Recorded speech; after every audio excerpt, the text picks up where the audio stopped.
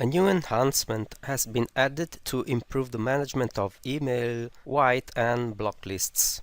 A notes field is now available and can be associated with every entry in both lists. This function is available in menu Anti-Spam, Listings, in both the whitelisting and blocklisting tabs.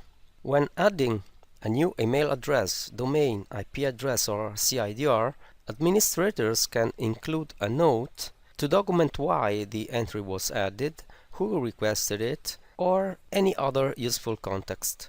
This makes list maintenance clearer and helps avoid accidental removals or duplicate entries, especially when such lists are very long. Notes can also be added in the Advanced page, which can be reached through this link or through the Mailer cover menu, clicking on Lists.